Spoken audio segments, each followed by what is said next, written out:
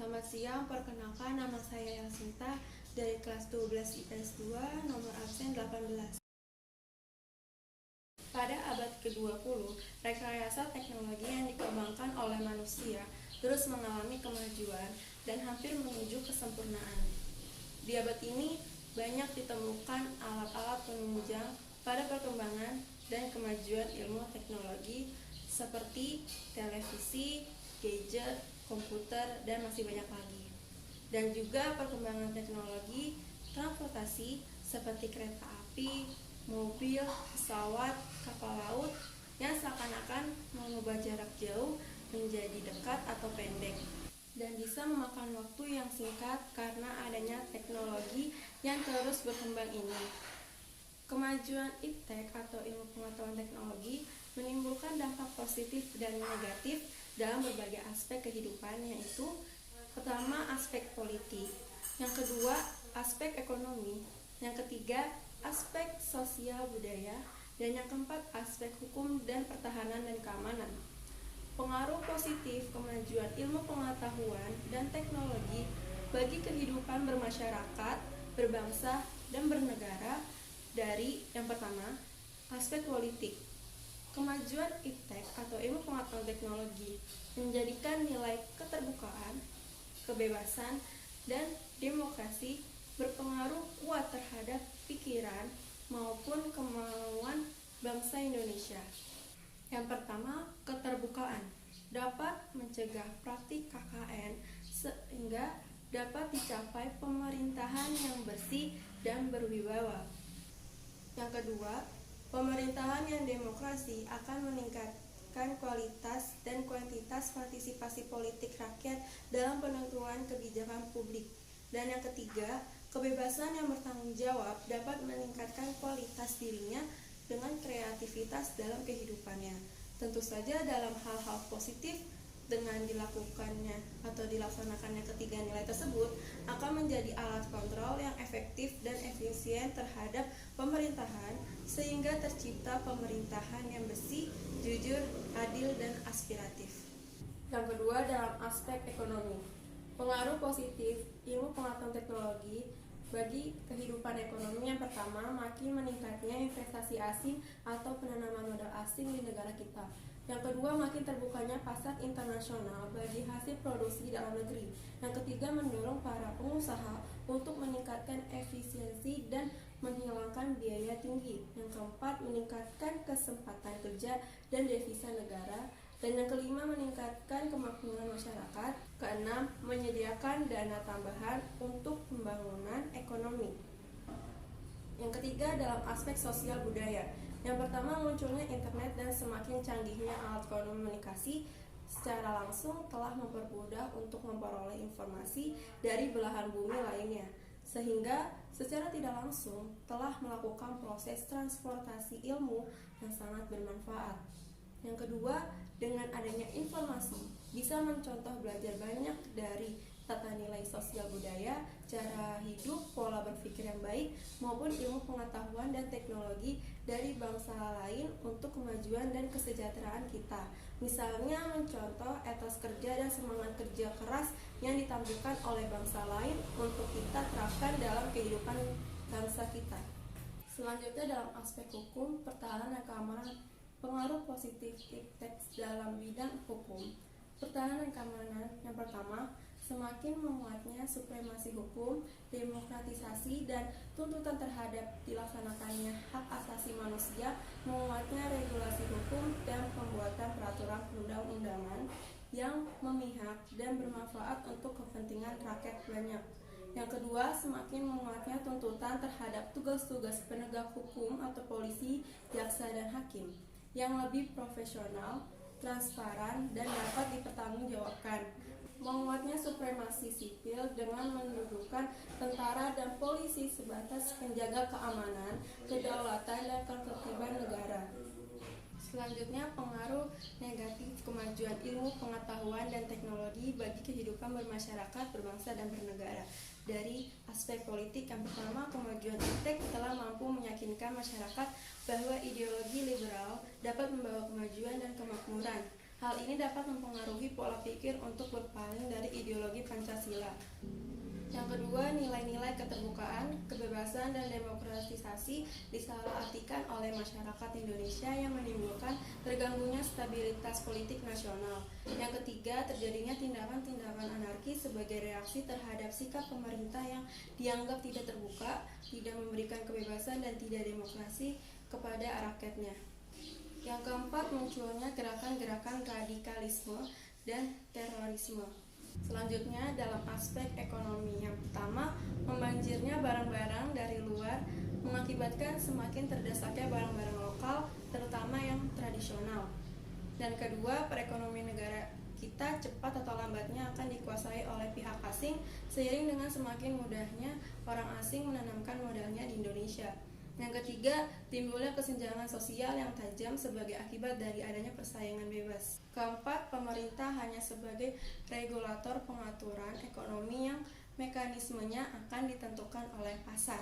Yang kelima, sektor-sektor ekonomi rakyat yang diberikan subsidi semakin berkurang, koperasi semakin sulit berkembang, dan penyerapan tenaga kerja dengan pola padat karya semakin ditinggalkan. Selanjutnya dalam aspek sosial budaya. Yang pertama, munculnya gaya hidup konsumtif dan selalu mengonsumsi barang-barang dari luar negeri. Yang kedua, munculnya sifat hedonisme. Yang ketiga, adanya sikap individualisme, yaitu sikap selalu mementingkan diri sendiri. Yang keempat, bisa mengakibatkan kesenjangan sosial yang semakin tajam antara yang kaya dan yang miskin. Yang kelima, munculnya gejala westernisasi, yaitu gaya hidup yang selalu berorientasi kepada budaya barat tanpa diseleksi terlebih dahulu. Yang keenam, semakin memudarnya semangat gotong royong, solidaritas, kepedulian, dan kesetiakawanan sosial. Yang ketujuh, semakin lunturnya nilai-nilai keagamaan dalam kehidupan berbangsa masyarakat. Selanjutnya dalam aspek hukum, pertahanan, dan keamanan. Yang pertama, munculnya tindakan anarkis dari masyarakat yang dapat mengganggu stabilitas nasional, ketahanan nasional, bahkan persatuan dan kesatuan bangsa. Yang kedua, peran masyarakat dalam menjaga keamanan, ketertiban, dan kedaulatan negara semakin berkurang. Ketiga, banyaknya kejahatan di dunia maya atau cybercrime, mulai dari pembobolan rekening sampai penipuan atau hacking ke server pemerintahan yang dapat merugikan banyak orang. 4. Timbulnya unjuk rasa yang semakin berani dan terkadang mengabaikan kepentingan umum. Jadi inti dari semuanya ini adalah sikap yang paling bijak dalam menghadapi perkembangan ilmu pengetahuan dan teknologi adalah memanfaatkan dan menggunakan sebaik-baiknya kemudahan-kemudahan yang tercipta berkat kemajuan perkembangan iptek agar hal-hal yang tidak diinginkan tidak terjadi. Demikian presentasi yang dapat saya sampaikan. Bila ada kekurangan atau kesalahan kata, saya minta maaf. Terima kasih. Assalamualaikum warahmatullahi wabarakatuh. Perkenalkan, nama saya Bagas Putra Arfian. Saya dari kelas 12 IPS 2. Saya akan menjelaskan tentang dampak positif dan dampak negatif iptek terhadap 4 aspek besar yang ada di Indonesia, yaitu 1. Dampak di bidang ekonomi. Dampak positif di bidang ekonomi adalah meningkatnya kemampuan produktivitas dunia industri karena perkembangan teknologi mesin akan meningkatkan kemampuan produksi dunia industri. Yang kedua, dampak negatifnya adalah terjadinya banyak pengangguran tenaga kerja karena kebanyakan pekerjaan sudah digantikan oleh mesin. Yang kedua adalah di bidang sosial budaya. Di bidang sosial budaya, dampak positifnya adalah sosialisasi kebijakan pemerintah lebih cepat disampaikan pada masyarakat karena adanya teknologi TV dan media sosial.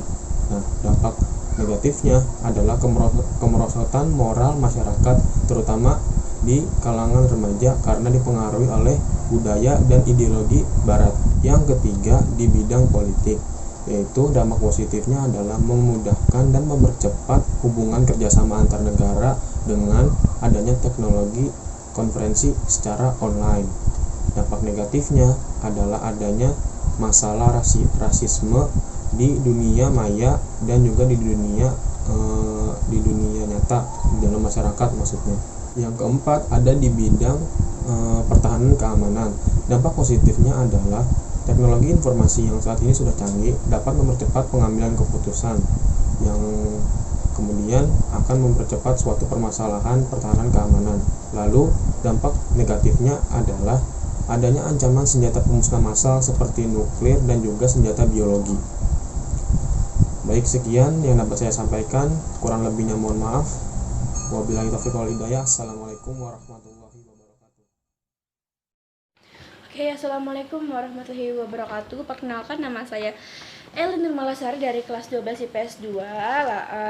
Di sini saya membagikan video tentang dampak positif dan dampak negatif dari kemajuan iptek terhadap beberapa aspek. Yang pertama itu aspek politik.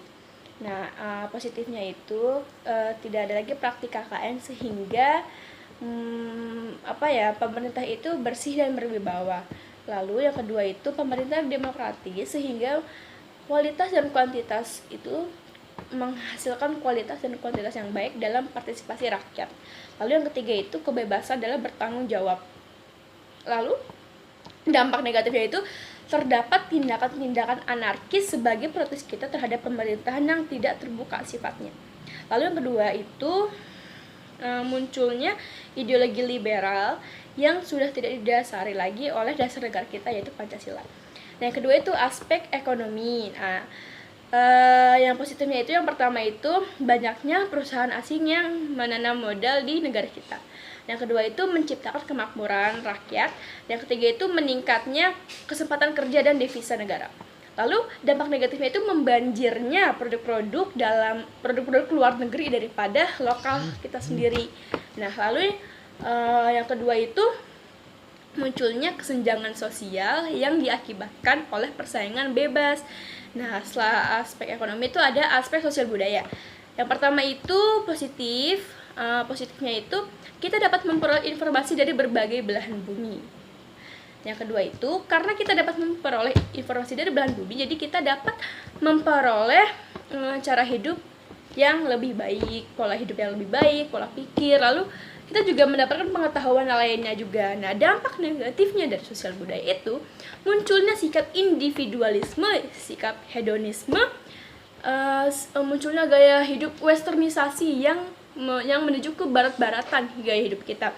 Seperti contohnya itu kita memakai pakaian terbuka, lalu meminum minuman keras, pokoknya yang negatif lah. Nah, terus ada munculnya sikap sekularisme, yaitu munculnya sikap yang tidak didasari, yang tidak diajarkan oleh agama. Nah, lalu yang keempat ada aspek hukum dan hankam atau pertahanan dan keamanan. Yang positifnya itu tuh yang positifnya itu dari hukum itu dapat menguatnya tuntutan-tuntutan yang tegas dalam aparat hukum seperti polisi, jaksa, hukum, dan lain-lainnya. Nah, dampak negatif dari aspek hukum dan hankam yang pertama itu adanya sikap anarkis terhadap pemerintah, yang pemerintah itu karena kurang terbuka terhadap rakyatnya. Yang keduanya itu kurangnya kesadaran masyarakat terhadap keamanan, ketertiban, dan kedaulatan negara. Lalu yang ketiga itu banyaknya kejahatan-kejahatan di dunia maya atau cybercrime seperti pembobolan rekening, lalu penipuan, lalu hacking ke server-server tertentu yang merugikan banyak orang. Oke, segitu dari saya, kurang lebihnya mohon maaf. Wassalamualaikum warahmatullahi wabarakatuh. Bye. Assalamualaikum warahmatullahi wabarakatuh. Nama saya Niska Septiliani dari 12 IPS 2. Pengaruh kemajuan iptek terhadap NKRI. Yang pertama, aspek politik. Pengaruh positifnya yaitu keterbukaan dapat mencegah politik KKN atau korupsi, kolusi, dan nepotisme sehingga dapat dicapai pemerintahan yang bersih dan berwibawa. Nah, keterbukaan ini berpengaruh terhadap kemajuan pikiran dan partisipasi bangsa Indonesia. Lalu dampak negatifnya, yaitu kemajuan iptek mampu meyakinkan masyarakat bahwa ideologi liberal dapat membawa kemajuan dan kemakmuran. Hal ini akan mempengaruhi pola pikir untuk berpaling dari ideologi Pancasila. Nah, karena meluasnya informasi dari dunia luar membuat masyarakat berubah pola pikirnya untuk menjadikan liberal sebagai ideologi di Indonesia. Dua, ada aspek ekonomi. Nah, dari aspek ekonomi ini sisi positifnya makin meningkatnya investasi asing atau penanaman modal asing di negara kita ini. Nah, karena banyaknya penanaman modal asing, itu dapat meningkatkan kemakmuran rakyat dan meningkatkan kesempatan serta devisa kerja. Dari aspek ekonomi ini, yaitu membanjirnya barang-barang dari luar negeri yang mengakibatkan semakin terdesaknya barang-barang lokal, terutama yang tradisional. Nah, karena banyak barang-barang yang masuk dari luar negeri ini, serta pikiran masyarakat yang berpikir bahwa barang yang didapat dari luar negeri ini memiliki kualitas yang jauh lebih baik daripada barang lokal yang diproduksi di Indonesia. Padahal banyak barang-barang lokal yang kualitasnya bisa bersaing, bahkan lebih baik dari barang-barang dari luar negeri. Ada aspek sosial budaya.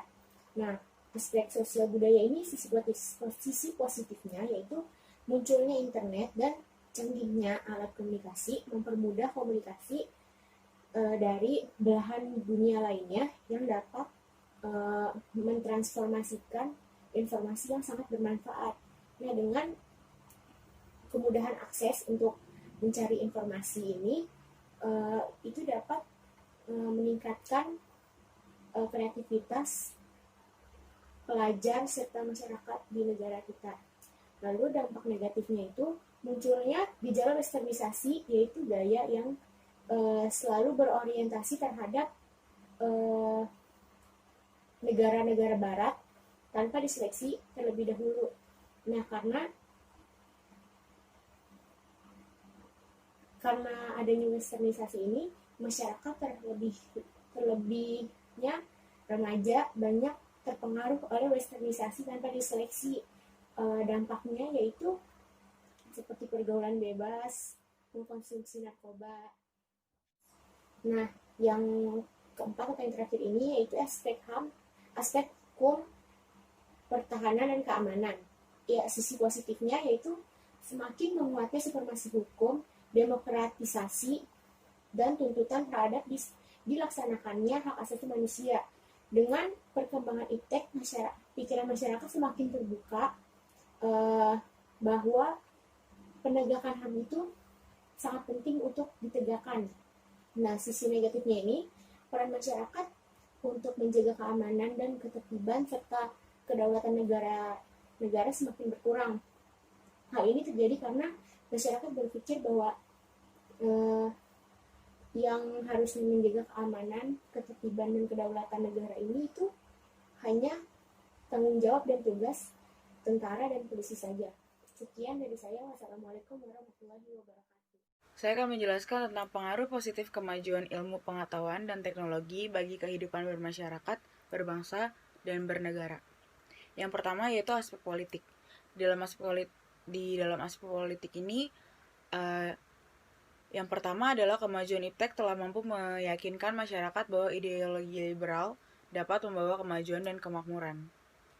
Yang kedua, nilai keterbukaan, kebebasan, dan demokratisasi disalahartikan oleh masyarakat. Yang ketiga, terjadinya tindakan-tindakan anarki sebagai reaksi terhadap sikap pemerintah yang dianggap tidak terbuka, tidak memberikan kebebasan, dan tidak demokratis terhadap rakyatnya. Yaitu selanjutnya dari aspek ekonomi. Yang pertama, membanjirnya barang-barang dari luar mengakibatkan semakin mendesaknya barang-barang lokal, terutama tradisional. Yang kedua, perekonomian negara kita cepat atau lambat akan dikuasai oleh pihak asing. Yang ketiga, timbulnya kesenjangan sosial yang tajam sebagai akibat dari adanya persaingan bebas. Berikutnya ada dari aspek sosial budaya, yaitu munculnya gaya hidup konsumtif dan selalu mengkonsumsi barang-barang dari luar negeri. Terus munculnya sikap hedon, adanya sikap individualisme, yaitu sifat yang mementingkan diri sendiri. Dari aspek hukum, pertahanan dan keamanan, yaitu munculnya tindakan anarkis dari masyarakat yang dapat mengganggu stabilitas nasional. Yang kedua, peran masyarakat dalam menjaga keamanan, ketertiban, dan kedaulatan negara semakin berkurang. Yang ketiga, banyaknya kejahatan di dunia maya, yaitu contohnya kayak cybercrime, mulai dari pembobolan rekening sampai penipuan atau hacking ke server ke pemerintahan. Jadi intinya adalah dari semua ini kita itu harus bersikap bijak dalam menghadapi perkembangan iptek, yaitu kita bisa memanfaatkannya dengan memilah-milah mana yang baik dan mana yang buruk. Jika tidak ingin terjadi hal-hal yang buruk di dalam diri kita, lebih baik kita mencegah daripada harus mengobati. Pengaruh kemajuan iptek terhadap NKRI. Kemajuan iptek menemukan dampak positif dalam kehidupan, yakni 1. Makin meningkatnya investasi asing di negara kita. Indonesia membutuhkan banyak modal untuk memastikan seluruh pelosok mendapatkan bangunan yang memadai. Maka dari itu, pemerintah semakin menyadari pentingnya investasi asing dalam pembagian Indonesia, karena juga bisa mendatangkan banyak dampak positif bagi Indonesia. 2. Semakin canggihnya alat komunikasi. Dengan adanya ini lebih mempermudah untuk memperoleh informasi dari belahan bumi lainnya, sehingga secara tidak langsung telah melakukan proses transformasi ilmu yang sangat bermanfaat. 3. Meningkatkan kesempatan kerja dan devisa negara. Sumber devisa yang nanti didapat ialah dari datangnya para wisatawan asing yang menukarkan uang negaranya dengan uang rupiah. 4. Semakin menguatnya tuntutan terhadap tugas-tugas penegak hukum dengan mendudukan tentara dan polisi sebatas penjaga keamanan, kedaulatan, dan ketertiban negara yang profesional. Pengaruh negatif iptek, yakni 1. Munculnya gerakan radikalisme dan terorisme. Ini akan terjadi ketika terdapat pandangan yang salah mengenai suatu kelompok yang dianggap sebagai kelompok radikalisme atau terjadi sebagai perbedaan pemahaman antara suatu kelompok yang bersangkutan. 2. Timbullah kesenjangan sosial. Kesenjangan ini dipicu oleh adanya kemiskinan yang merajalela dan kurangnya lapangan kerja. 3. Munculnya gaya hidup hedonisme dan konsumisme. Saat ini banyak sekali orang yang hidupnya berfoya-foya, tertarik dengan apa yang dilihat tanpa memikirkan risiko yang didapat ke depannya seperti apa. Oleh sebab itu, sikap tersebut masuk dalam pengaruh negatif iptek. Yang keempat, adanya sikap individualisme. Sikap ini artinya sikap yang tidak ingin bekerja sama atau sikap yang lebih mementingkan dirinya sendiri. Keramat tamahan yang merupakan salah satu ciri khas bangsa Indonesia mulai tidak didukung oleh individu yang memiliki sifat individualisme ini. Sekian dan terima kasih.